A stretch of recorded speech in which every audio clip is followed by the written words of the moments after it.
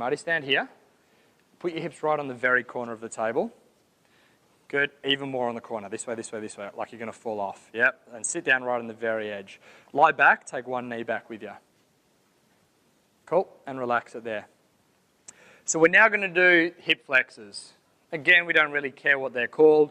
There's going to be a little bit of psoas, a little bit of rec fem, which is another of the hip flexors. So just relax there for me. Yep, hold the knee up, sorry.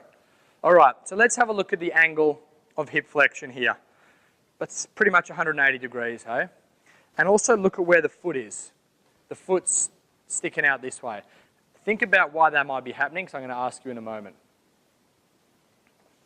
From here, my foot, bless you, goes against his ribs in this position, and I then push down on the knee. Notice the foot as I push down on the knee. See how the foot is kicking out more. It's going out that way. Why is that the case? Why would the knee be extending as I'm pushing him into hip extension? How many, in the quadricep muscle groups, how many muscles are there? 4. Quad, yeah? So there are 4 muscles in the quads. Of those 4, 1 is biarticulate. Can anyone remember what biarticulate means? It crosses 2 joints, okay? One of the muscles in the quads, the rec fem, is biarticulate. It runs over both the hip and the knee, which means that when I stretch that muscle, which is a hip flexor, when I stretch it, it's being stretched. It doesn't like being stretched, so therefore it causes extension of the knee. Does that make sense? Yeah? By stretching one of the 4 quadriceps, the rec fem, which is a hip flexor, it extends the knee. So from here, I want to do this. And it goes. And we hold that there, 6, 7, 8, 9, 10 seconds. Now, Marty, you're going to drive that heel to the ground. What muscles are firing here? Hamstrings, glutes, broadly speaking, hip extensors, things that extend the hip. Because we want to be firing the hip extensors to relax the hip flexors, so then when you relax, we now get his foot, or at least the ball of his foot, down to the ground. You can see we're starting to get an increase in length here. And we'll fast track it a bit, 6, 7, 8, 9, 10. Toes off the ground and push up against me. He's pushing up against me. The hip flexors are firing the Golgi tendon organs. 3, 2, 1, relax. And now we can get the heel to the ground. All right, and even if we now go into that, we're starting to get some movement. Just let it relax, let the heel fall to wherever it wants to fall. We've now started to get an angle here, and the foot is no longer sticking out here. So we've got into psoas because we're stretching over the hip, but also the rec fem. So how do we do that on our own if we're not doing it in a pair?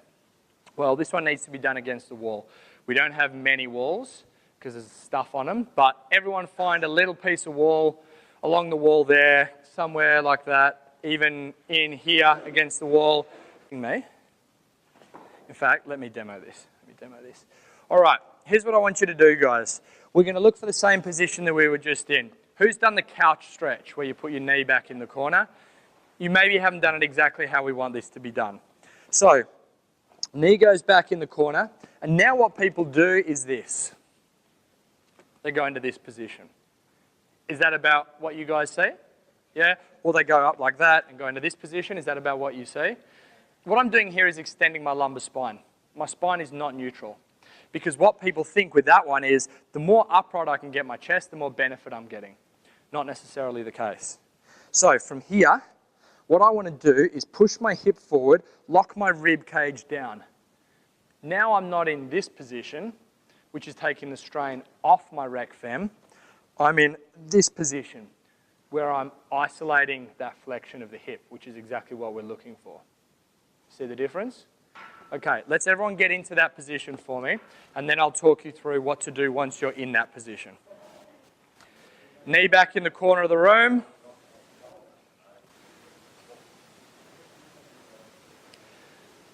All right, and from there, everyone just push up as high as you can. Chest up as high as you can go. Get that chest up and you feel that the back, the lumbar spine is hyperextending there. Everyone aware of that? Okay. I want you to now keep your knee back in the corner, but I want you to go into the hollow position that you were just working on in gymnastics. Lock the rib cage down. I don't want your other foot on the ground, okay? So right knee on the ground, left knee on the ground, knee on the ground, because again, you're just going into hyperextending here. So knee on the ground.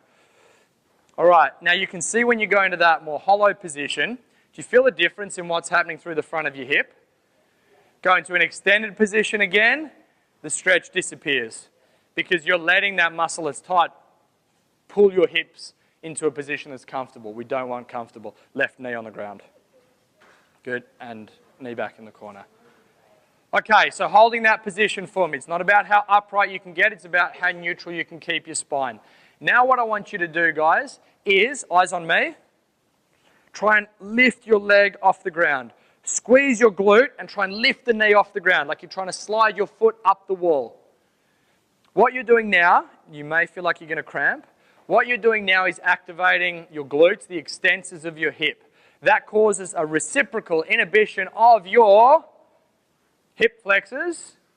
So now as you go back into the stretch, back into it, hold that position. Don't just lift your chest, guys.